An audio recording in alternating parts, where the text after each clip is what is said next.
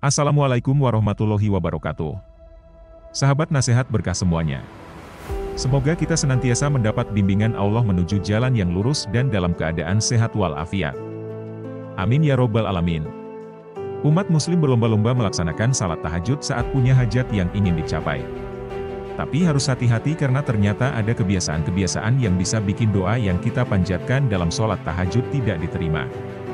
Mungkin saja kebiasaan itu sering kita lakukan selama ini tapi tidak menyadarinya. Lalu kebiasaan yang mana saja yang membuat sholat kita tidak diterima? Tonton video ini hingga akhir agar tidak sesat. Sebelum menjelaskan terlalu jauh soal kesalahan-kesalahan dalam tahajud yang berujung pada tidak diterimanya doa, mari kita lihat dulu pengertian tahajud itu sendiri. Secara bahasa tahajud bisa diartikan sebagai upaya melawan atau meninggalkan tidur. Sedangkan secara fikih tahajud adalah sholat sunnah malam hari yang dilakukan setelah tidur. Hukum sholat ini adalah sunnah muakkad atau sangat dianjurkan karena selalu dikerjakan oleh Nabi Muhammad SAW. Dalam hadis Rasulullah SAW pun sudah disebutkan. Diriwayatkan dari Abu Hurairah radhiyallahu anhu. Dan ia marfukan kepada Nabi Muhammad SAW, ia berkata, Nabi SAW ditanya sholat apa yang paling utama setelah sholat maktubah, dan puasa apa yang paling utama setelah puasa bulan Ramadan. Lalu Nabi SAW menjawab, sholat paling utama setelah sholat maktubah adalah sholat di tengah malam dan puasa paling utama setelah puasa bulan Ramadan adalah puasa bulan Allah, Muharram. Hadis riwayat Muslim. Banyak orang yang berlomba-lomba melaksanakan sholat tahajud karena keutamaannya yang luar biasa. Tak hanya doa-doa yang akan dikabulkan, tapi juga mendapat ampunan. Pada tiap malam, Tuhan kamu turun ke langit dunia. Ketika tinggal sepertiga malam yang akhir, Dia berfirman, barang siapa yang menyerukanku akan kuperkenankan seruannya. Barang siapa yang meminta kepadaku aku perkenankan permintaannya. Dan barang siapa minta ampunan kepadaku aku ampuni dia. Hadis riwayat Bukhari dan Muslim. Di satu sisi pahala bagi yang melaksanakan sholat tahajud memang begitu banyak.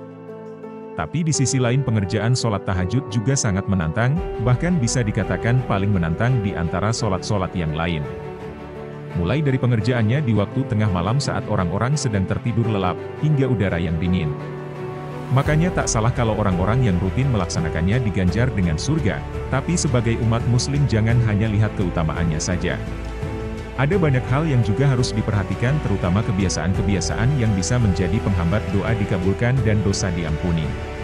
Yang pertama adalah melaksanakan sholat tahajud dalam keadaan masih mengantuk. Dalam keadaan masih mengantuk rentan terjadi kesalahan. Lebih baik menunda sholat dengan istirahat atau tidur sejenak. Kita dianjurkan melaksanakan sholat dalam keadaan segar. Anjuran ini sudah disampaikan Rasulullah SAW kepada para sahabatnya sekaligus sebagai teguran kepada Sayyidah Zainab. Suatu hari beliau akan melaksanakan sholat. Rasulullah SAW masuk ke dalam masjid. Ia mendapati sebuah tali yang dibentangkan di antara dua tiang. Kemudian beliau bertanya apa ini? Para sahabat menjawab ini adalah tali milik Zainab. Ketika dia sholat berlama-lama hingga kelelahan, maka dia bersandar dengan tali itu. Kemudian Rasulullah SAW kembali menimpali. Lepaskanlah tali ini. Kalian harus sholat ketika dalam keadaan segar. Jika capek maka tidurlah. Hadis riwayat Bukhari dan Muslim. Larangan melaksanakan sholat terutama sholat tahajud saat mengantuk punya alasan tersendiri. Rasulullah SAW takut jika seseorang tetap memaksakan sholat dalam keadaan mengantuk, niatnya tidak akan sejalan dengan praktiknya.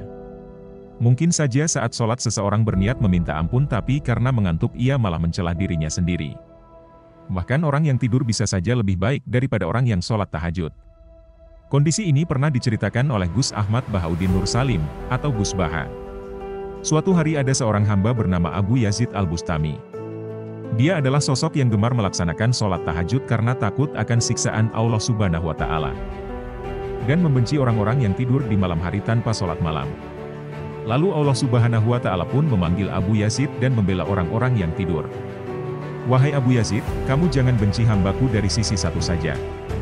Kamu tahajud karena takut akan siksaku. Jadi kamu menganggapku sebagai hal yang mengancam. Kamu ketakutan lantas tahajud. Sedangkan para hamba yang tidur dan kau benci bisa saja. Mereka tidak takut siksa. Hambaku yang suka tidur itu merasa santai karena merasa aku tidak bakal menyiksanya. Makanya aku senang, orang-orang yang suka tidur itu merasa aman karena tahu bahwa Allah Subhanahu wa Ta'ala adalah Zat yang Maha Penyayang. Sedangkan orang yang menjalankan tahajud karena takut siksaan berarti melihat Allah Subhanahu wa Ta'ala sebagai Zat yang kejam dan menakutkan kepada hambanya. Lalu yang kedua hanya melaksanakan sholat tahajud di malam Jumat saja. Sholat tahajud di malam tertentu tidak dianjurkan sama sekali. Makanya jika ingin sholat tahajud di malam Jumat bisa ditambahkan sholat di malam sebelumnya atau di malam setelahnya. Rasulullah Shallallahu Alaihi Wasallam sudah memperingatkan umatnya lewat hadis. Janganlah kalian menghususkan malam Jumat di antara malam-malam yang lain untuk tahajud. Dan jangan pula menghususkan untuk puasa. Hadis riwayat Muslim. Ibadah di malam Jumat memang dianjurkan. Tapi jika dikhususkan, Rasulullah Shallallahu Alaihi Wasallam melarangnya. Kemudian larangan yang ketiga adalah melaksanakan sholat tahajud secara berlebihan. Semua yang berlebihan itu tidak baik. Kalimat ini juga berlaku di ranah ibadah. Allah Subhanahu wa Ta'ala memang menciptakan hambanya untuk beribadah kepadanya. Tapi bukan berarti seorang hamba harus beribadah siang dan malam tanpa memperhatikan dirinya sendiri. Rasulullah Shallallahu Alaihi Wasallam pasti tak akan suka hal itu. Padahal Islam sudah mengajarkan untuk menyeimbangkan kehidupan dunia dan akhirat seseorang. Jangan hanya sibuk mengurus dunia hingga lupa mempersiapkan bekal menuju akhirat. Sebaliknya seseorang juga tak boleh hanya sibuk beribadah dan melupakan duniawi seperti menjaga kesehatan, mencari rezeki yang halal, ilmu yang bermanfaat, dan masih banyak lagi. 3 orang sahabat yang bertekad melaksanakan ibadah dengan menggebu-gebu pernah ditegur oleh Rasulullah Shallallahu Alaihi Wasallam. Kisah ini diceritakan oleh Imam Bukhari. 3 orang tersebut mendatangi istri Rasulullah Shallallahu Alaihi Wasallam dan menanyakan seperti apa ibadah yang dilakukan sang Nabi setiap hari. Setelah mendengar penuturan istri beliau, mereka terkejut karena ekspektasi mereka terhadap ibadah yang dilakukan Rasulullah Shallallahu Alaihi Wasallam meleset. Tapi cepat-cepat mereka berpikir bahwa wajar ibadah Rasulullah Shallallahu Alaihi Wasallam sedikit. Karena sudah dijamin surga oleh Allah Subhanahu wa Ta'ala. Sedangkan mereka belum tentu berakhir di surga. Mereka lalu berambisi untuk mengumpulkan pahala sebanyak-banyaknya. Salah satu dari mereka bertekad untuk melaksanakan sholat malam selamanya. Yang satu lagi bertekad berpuasa setiap hari. Dan yang terakhir ingin fokus beribadah dan memilih menjomblo selamanya. Niat ketiganya pun sampai di telinga Rasulullah Shallallahu Alaihi Wasallam. Beliau segera menemui mereka, beliau langsung menyinggung tekad ketiganya. Demi Allah aku adalah orang yang paling bertakwa di antara kalian. Tapi tidak selamanya juga aku sholat malam. Tidak setiap hari pula aku berpuasa dan aku juga tetap menikahi wanita. Siapa yang tidak menyukai sunnahku, ia bukanlah dari bagianku. Yang keempat adalah mengerjakan sholat tahajud dengan tidak konsisten. Konsisten di sini maksudnya sholat tahajud tetap dilaksanakan baik dalam keadaan sulit maupun sedang dalam keadaan lapang dan bahagia.